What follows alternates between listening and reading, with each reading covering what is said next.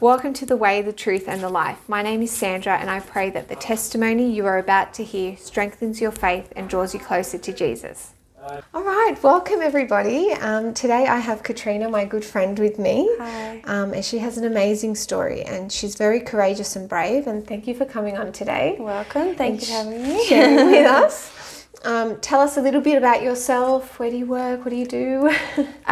So I'm 24 years old and I'm a preschool teacher and I'm a Christian. Yes. Awesome. Yeah. So I'm just going to share some stats that we were just talking about. So this will give a bit of context to today's testimony and discussion. So the mental health stats in Australia, 20% of Australians currently have a mental illness.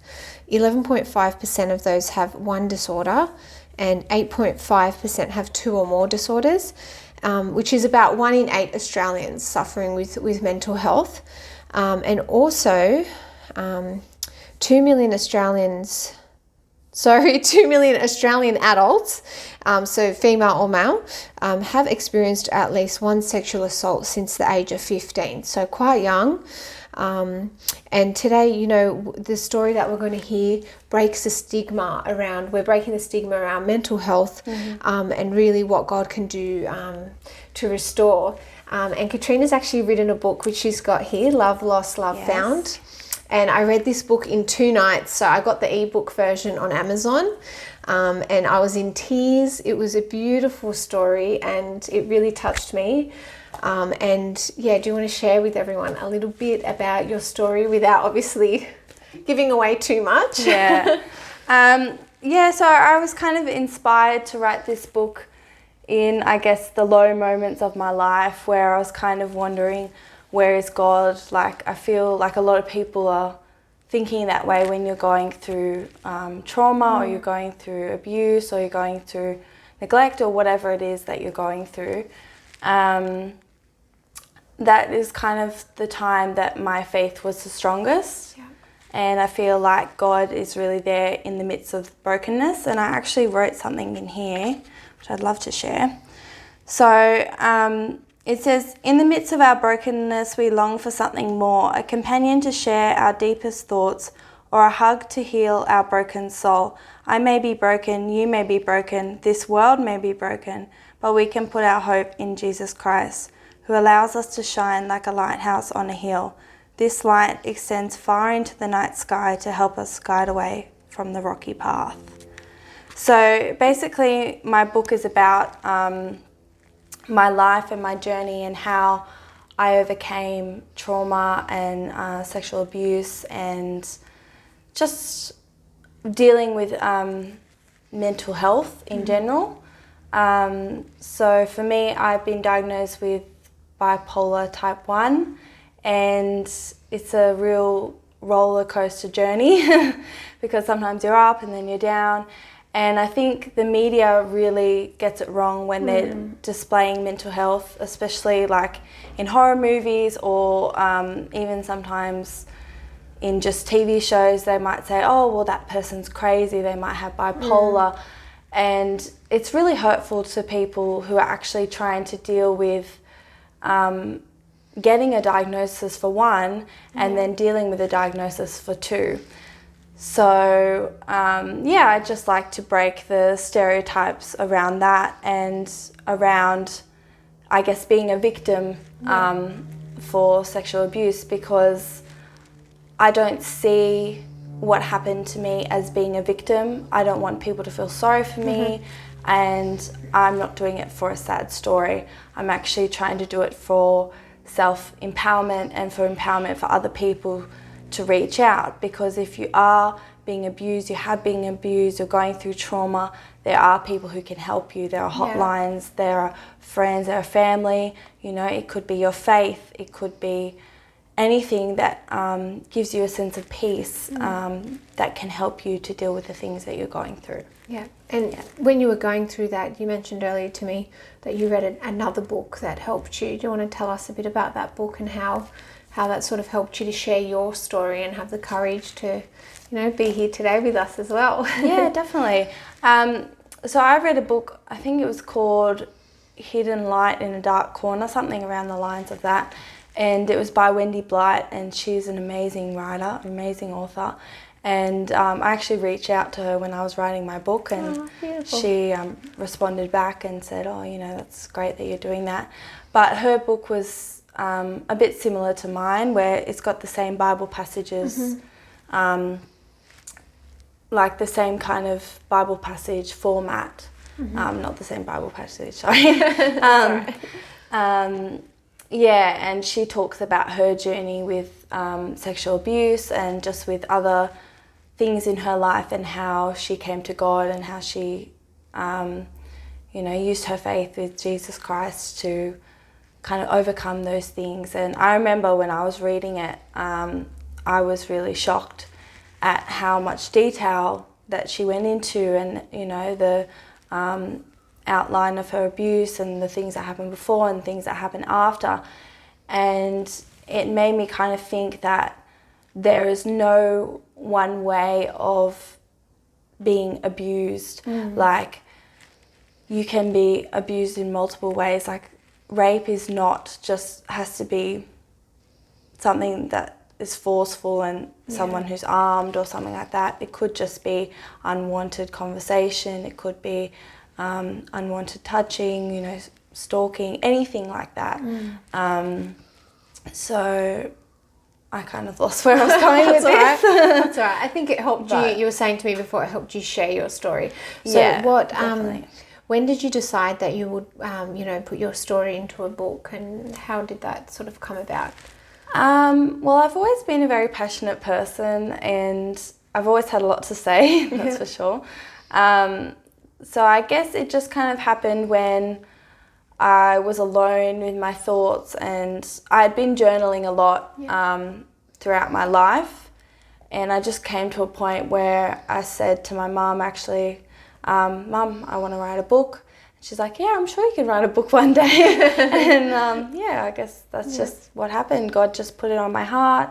I just began typing, and I guess in the moments where I was going through my up phases in bipolar, you have a lot of energy, you have a lot of racing thoughts, and you have a lot of motivation to write.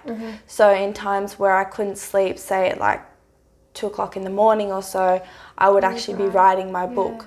So I think I got it together probably quicker maybe than some people who are just doing it in a slower process, because I had such an incentive to want to share my story, and because I was dealing with all these emotions and these hormones, that I could just put it out on the page. And there's actually another person that I wanted to reference, and her name is Nashwa Zabia. And I don't know if you've heard about her, but I think she's from Muslim faith. And she actually had some kind of sexual assault happen to her. And she said the best thing that you can do is write about it. You have to go into that deepest, darkest pain and trauma, and really just write about it, and write about how you felt and what happened and who was there and everything, just so you can cleanse yourself of everything that you've been through. And when you can actually write about something and you can take a step back, like I've read my book and I don't cry over it anymore like I used to, that is a source of healing. And that is a sense that you have healed, because you can look at your life objectively and say, this is what I went through, this made me who I am, but it's not going to keep me at where I was. Yeah, that's so good. I was going to ask that as well, like did the process of writing the book help you heal as well? But I love personally, when I read the book, what I loved was a lot of your journey happened overseas, in terms of when you were on the Kentucky tour, and I loved how you talked about seeing God in the everyday, and the people that you came across, and how then, you know, that brought you and your dad closer together, and just God working in the everyday, you know, like just the ordinary things. And that was sort of my takeaway. What advice would you give to someone that might be watching that maybe has been sexually abused, but they haven't healed, or they don't know, like, what would be their next step to sort of to write, but maybe to see someone or? Yeah, I definitely say that it's different for every person. Like for me, I can't say that there's a one-way approach that you can do these things, but I would definitely say to give yourself time, you know, process yourself first about what's happened, maybe write some things down if you like, go and see a counsellor or a therapist or talk to someone who you trust, and make sure that that person is supportive of you, because I know that there was a big fear of me when I wanted to talk about my story and things that have happened to me. I didn't want to come off as a victim mentality, or I didn't want people to take it the wrong way and say, well, maybe she put herself in this position. And that's something that's very real and something that people can actually turn the information that you use against you. So I think whilst you should share your story, you should also be mindful about who you're sharing it with and how you share it.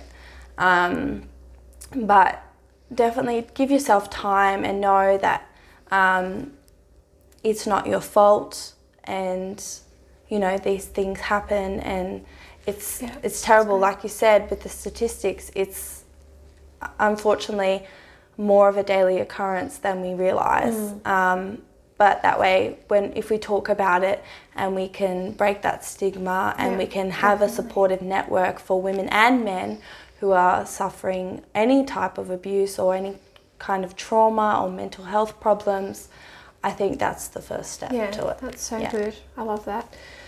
Sort of before we wrap up, do you want to just tell us about how going through the challenges, how your faith has grown and how you felt God's love? I know you share in your book about that, but sort of just for our viewers today, do you want to share a little bit about that before we close? Yeah, sure. So I think when you hit rock bottom, there comes a time where you think, okay, I can either sink or I can swim. And for me, I really had hit rock bottom. There'd been a lot of things that have happened in my life, and I started to question God immensely. But then I held on to prayer. And even though I wasn't reading my Bible, I was praying constantly. And the biggest thing that I probably learnt was that in the Bible it says pray for those who persecute you, and like pray for those who hurt you, pray for those who do wrong to you or turn the other cheek. It's all about having forgiveness in your heart. And so I feel like even though I had so much anger, I had so many emotions, I was thinking, why is this happening to me? Why me? That kind of mentality. I just kind of thought, no, God's teaching me something in this. And then he'd bring people into my life that would show me a new perspective of life or something. And, everything I've been through in my life, there's always been someone to support me. And I truly believe that God brings people into your lives for a reason and teaches you weird and wonderful things. Yes. Yeah. So good. I'm getting emotional. Oh my goodness. Okay. Yeah. Well, thank you so much for sharing with us today. We really appreciate it. And amazing book. I would definitely recommend purchasing the book. I think you can get a paperback or an ebook. We're going to drop the link in the comments. Thank you so much, Katrina. You're welcome. Really appreciate it. I'm so glad that you could join us today. If you'd like to share your testimony or what God is doing in your life, please email waytruthLifeProject@gmail.com. We would love to hear from you.